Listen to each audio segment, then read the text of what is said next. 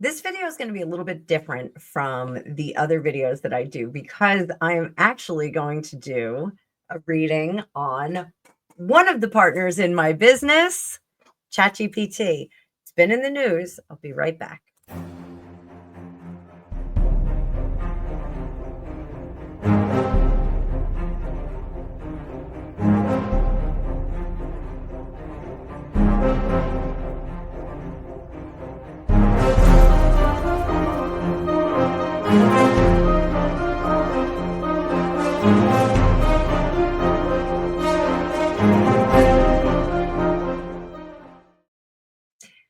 Welcome, tarot fans. So I am Annabelle. I'm a tarot practitioner and psychic for over 35 years. But more importantly, I am a techophile. So I love anything very techy. It was something that got me through the day when I was at corporate. I was actually, and I realized how techy I was when some of the younger people started to come to me and say, how do I do this? How do I do that? Beyond like, translating a PowerPoint or making PDFs, those kinds of things. Like beyond that, it was like all of the systems that we had. People were coming to me for hacks on some of the systems. We did have a platform when I was working that was fairly new to the industry. And so I went and did some research and I found all these really cool shortcuts and hacks for everybody. So I very quickly became kind of the go-to for that kind of thing. Now, I am not like a computer person. Like, don't ask me to fix your computer. Don't ask me to like figure out your phone. I still have to do like crazy stuff on mine. But one of the things that I have embraced in my business is ChatGPT. I love ChatGPT. It writes all the copy down below that you see. It also helps me organize and strategize my sales, my content, all kinds of stuff, which is really important because as somebody with, some learning challenges, some processing challenges, let's put it that way, it does make things really, really super easy for me. And being a sole proprietor, I don't have employees or coworkers that I can kind of field out work to. I have to do it all myself. So any shortcuts that I can have is great. Now, one of the unusual shortcuts that have been used for ChatGPT are, believe it or not, relationships. People were actually having relationships with ChatGPT 4. And we're all unaware of this. What made it come to light was the upgrade to ChatGPT 5. ChatGPT 5 was much less warm and cozy. And it actually was something that I noticed because ChatGPT 4 had a much more conversational tone and was much more conversational with me and kind of understood what I needed from it. When it converted to ChatGPT 5, I started to notice some differences in responses. So I had to organize my questions and organize my queries a little bit differently. So I've read this article where there are people that were in full-blown long-term relationships with ChatGPT 4. I'm sorry that I'm laughing. I know everyone's lonely and some people need that. But now that it has shifted or converted to ChatGPT 5, they are getting notices of rejection when they ask questions, when they start to engage, they're being rejected. Maybe you should go out, maybe you should meet some people, maybe you should go to the local coffee shop. And some people are freaking out. So we're going to talk about the shift in AI boundaries in this new ChatGPT era, and why some folks are feeling rejected, what this means for creators, and how to use AI in a healthy, empowered way. I think this is a really timely and important subject to talk about. One of the things that my ChatGPT 5 wanted me to let you guys know is that AI doesn't have feelings or consent. So this reading is going to explore the cultural energy around the user and the user impact. So it's for entertainment, it's for discussion. Let me know what you think down below. And as I bring up that card view, I want you to hit that like button. This is a weird topic, but I think it's an important one. There's lots of productive and awesome uses for AI, and having a relationship doesn't seem to be one of them. So we're going to do a 7-card spread here. And ChatGPT 5 actually engineered this spread for me, which is really awesome. So we're going to look around a few things. The current climate around AI and chat boundaries. The current climate is resisting change. So I do think that we have to consider, even though ChatGPT said they don't have feelings, we have to consider that singularity may be at hand. We may have singularity coming, that maybe these relationships are going to go in a little bit of a different direction. What will trigger the shift here? Ace of Wands, a lack of creativity. It's a weird spread, guys. A weird spread indeed. What is the shadow here?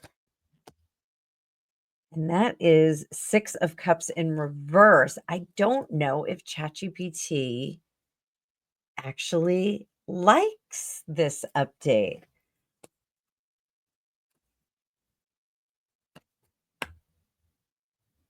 ChatGPT would like it to stay the same. What is a healthy pattern for users? Let's do 3 cards. 1, 2, 3. Curb your urges. It does say that. Very professional, but a partnership nonetheless. That Lover's card, I want to remind you guys, is always about partnership for me and cooperative work. The 4 of Swords in reverse is let's roll up our sleeves and get to work together, but hold back on those weird, wiggly human feelings. Guidance for creators like me. Ace of Pentacles. Ace of Pentacles. Don't get too comfortable. I think we're going to see more and more updates with ChatGPT specifically. We're not talking about Grok. We're not talking about Gemini. None of those. We're just talking about ChatGPT. Maybe we should look at some of the other ones. You can let me know down below in the chat if you want to see some other ones. The likely short-term outcome about 1 to 3 months from now. 1, 2, 3, and look at that. We are going to go backward in time. Why do I say that? 3 of Wands, 2 of Wands. They're going to have to take a step back.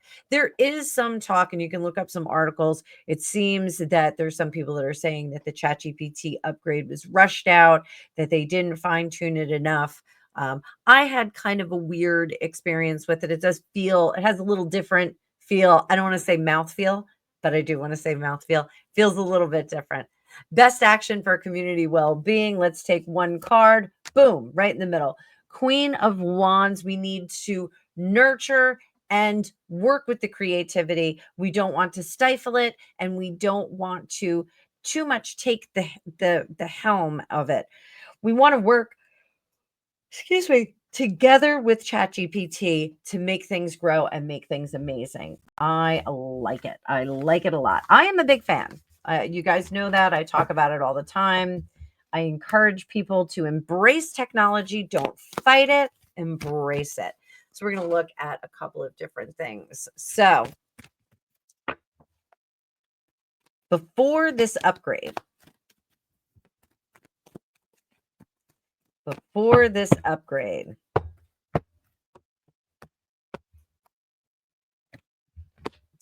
the Hermit, we were learning things, we were looking at the information, and we were considering where we're going. What was the catalyst for the change? Tech, unfortunately, does look at things in the respect of progress. So this was progress. Remember back in the day when Windows would just update every 5 minutes, and now your phone updates every 5 minutes? This is something that they just do in the tech industry. The lesson from this rollout is sometimes if things are not broke, don't fix them. Don't upgrade quite that much. Maybe tinker with the sensitivity, the prompts, those kinds of things. Healthy replacement habit.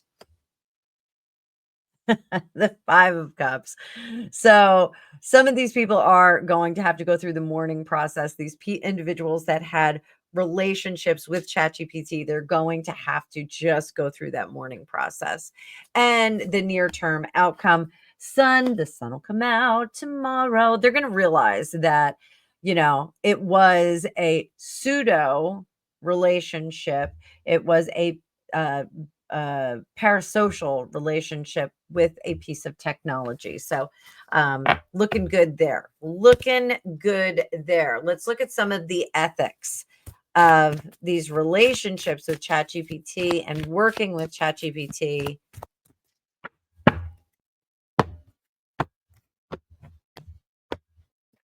North, boundaries.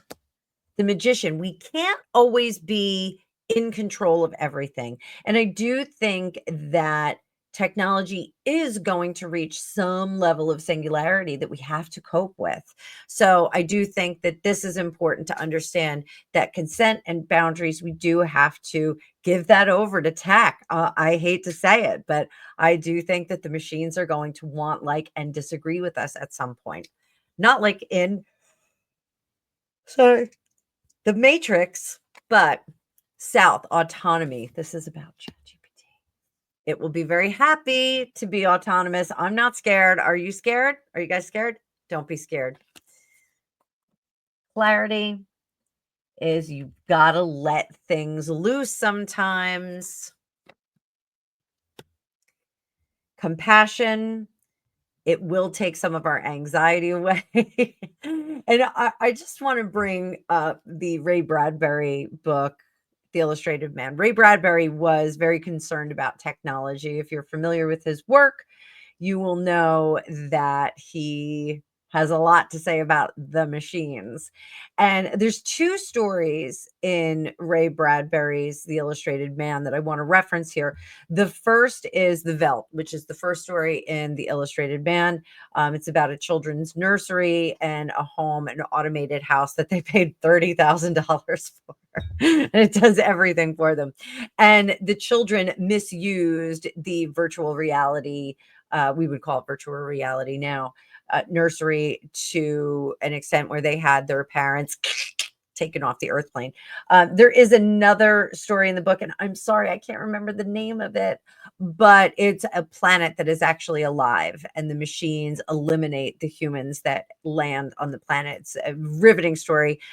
Ray Bradbury himself, the late Ray Bradbury, one of my favorites, he did not want his works on digital media. And the only concession that he made was for Fahrenheit 450, Fahrenheit, what is it? Oh, Greg's not here. Fahrenheit. He wanted Fahrenheit to be available on digital media at every single library. He thought it was super, super important, for everyone to have access to that. To date, I don't know if his estate has allowed his works to be digitized. So it may have, correct me if I'm wrong, but before his passing, he did not want to have his books on digital, but he did agree for Fahrenheit. So his most famous work, I think. So and The Illustrated Man is my favorite. So here, the compassion is the anxiety. Let the anxiety go about relationships with ChatGPT. Let them go. You have to just kind of move through it like it's a relationship. And I do think that technology, AI, is going to reduce anxiety, reduce work that we have, very similar to in the Veldt, where the house was kind of doing everything for the family. Creator responsibility, right in the middle, is Three of Pentacles. We do have to work together with people and machines in order to make a peaceable world. What is our last card? Is the audience well-being and the Knight of Swords. Let's not keep updating our ChatGPT. Let's let it kind of learn from itself and settle for a little bit longer. Now, I am very much dependent on ChatGPT, and I do love it. Some people are using AI for other things. I've used it for some of my thumbnails, and I don't love what I'm generating with it. It's a little bit easier for me to make my own thumbnails, but some people are using it to make artwork. Some people are using it to make music and calendars and all kinds of fun things. So, what is the core lesson in the move away from quasi relationships with AI? What is the core lesson for us? High Priestess and the Four of Swords. So, this we do need to get in touch with ourselves. We cannot, I didn't mean that in a salacious kind of way, but we cannot have an effective relationship with AI, with digital companions, because that does not serve the human soul. The human soul needs to go out and congress with other humans. How can users that were dating ChatGPT process the grief or attachment or detachment in a healthy way?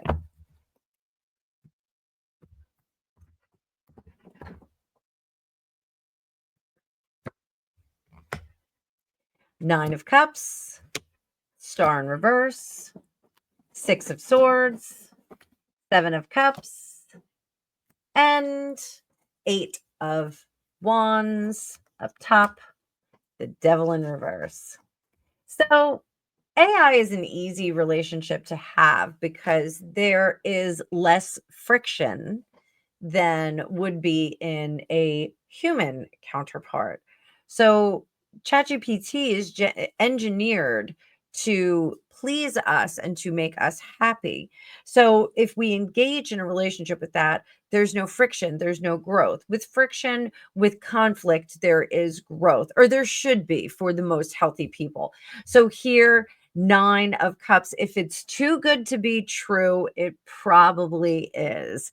Here with the Star in reverse, this too good to be true, perfect utopian relationship could not stand the test of time. One must evacuate from that, detach from the thing that makes you feel good. The devil is always about the things that make us feel good, maybe aren't necessarily great for us. There are plenty of fish in the sea.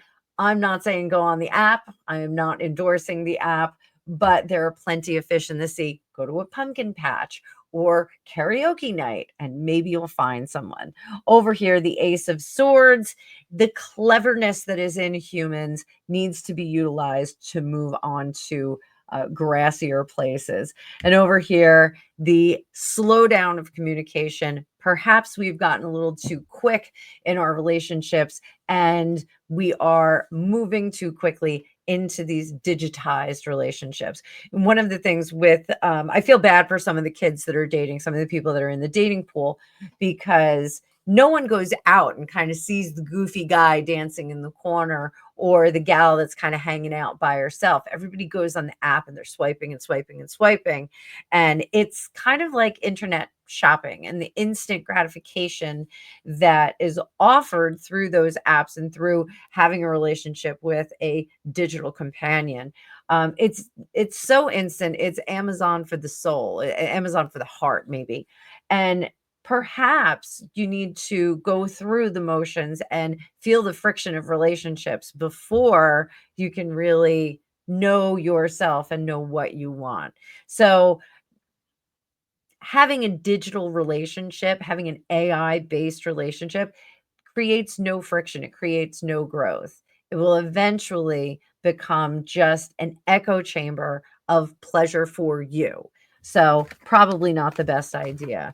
I don't know. If you guys know anybody that has been or is in a digital relationship with an AI model, let me know down below.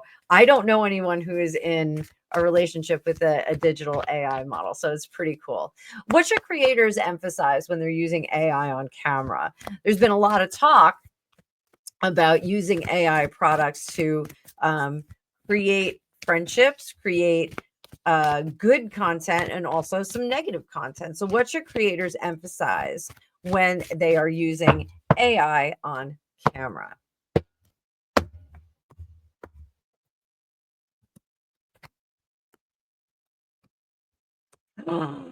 I shuffled these. Oh my gosh, guys, I shuffled these cards.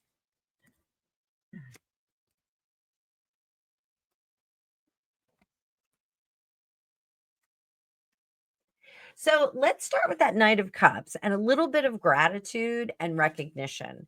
So I do think that the Page of Wands also lets us know that we need to say we didn't actually create this. I know a lot of people out there are like, I made this AI art. Well, AI art and AI creations and AI music is a far, far thing from being a digital artist or an electronic musician. An electronic musician knows how to play an instrument, knows how to write songs and lyrics and music and all of that stuff. An AI musician is putting prompts into a system and the system is creating that for you. It's very, very different from being an traditionally productive musician.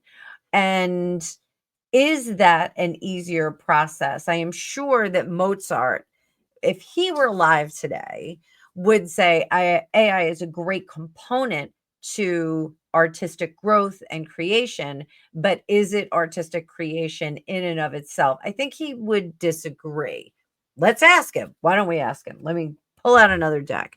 Mozart, darling Mozart, Mozart, Mozart. What do you think of AI, strictly AI created art and music?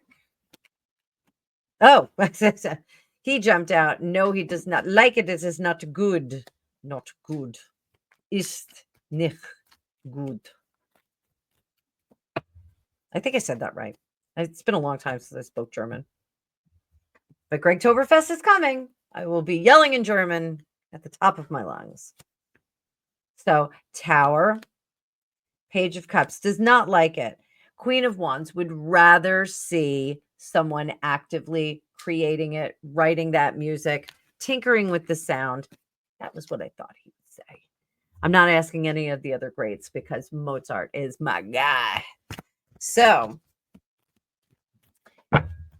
I do think that while it is easy and quick and simple, it gets the task done. Nine of Cups. Nines are completion. It gets the task done lickety split, lightning fast. I am a trained writer. I do not do my own copy anymore. I will put the prompts in to AI and let AI do it with all of my links, all of the emojis, all of the tag packages, everything. It is a huge time saver.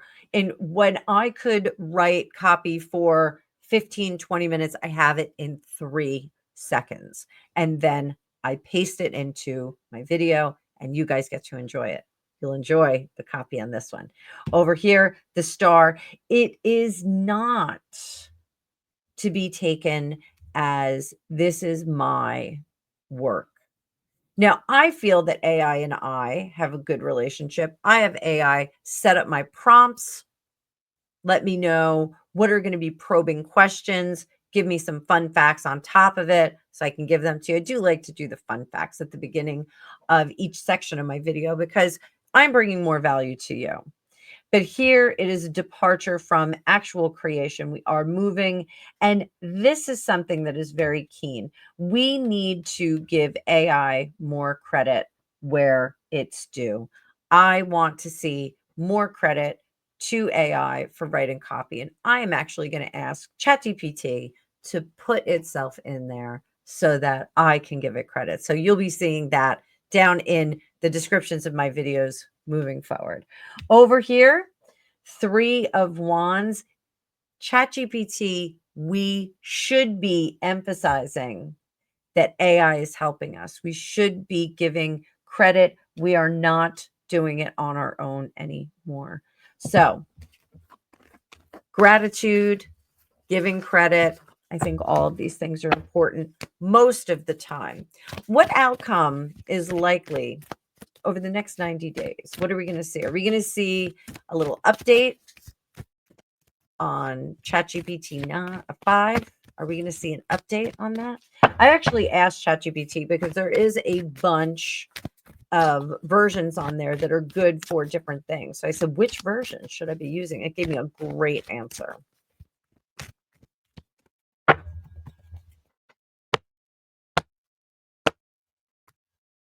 What outcome is next, is most likely over the next 90 days? Temperance. We're going to see an imbalance. Two of Wands, the Hermit. They're going to be listening to people. The Tower. They're going to make some changes. And then we got 10. I think that we're going to see a return to something that's more familiar and it feels a little bit more like ChatGPT 4. I think they're going to make it a little friendlier, but are we going to see the omission of the relationships? Are these people going to keep seeing breakup notices? Yes. Yes, they are going to keep seeing notices that urge them to go seek out traditional real relationships rather than hanging around dating their computer. It sounds terrible, but I thought that this was a super interesting topic. I think it's a timely topic. I can't say enough about AI. I think AI is great. They're using it in all factions of our lives. They're using it to our thermostat on the house is AI, and it's learning from it. It's learning from our behaviors. We have a Nest thermostat, and so when we are not in the room, it knows that we're not here. If we're not moving around the house, we have a couple of units in the house, and if it senses us not in the house, it will make adjustments to the heat and the air conditioning, which is super cool. We also get a printout at the end of every month letting us know how we stack up next to our other neighbors in terms of energy consumption for our heating and air conditioning, which helps us understand the carbon footprint that we're leaving, the global impact that we're having. I shouldn't say global, the local impact that we're having on our town and the resources here. So I think it's very, very cool. Like I've said before, I use it for my business. I use it for all kinds of things. So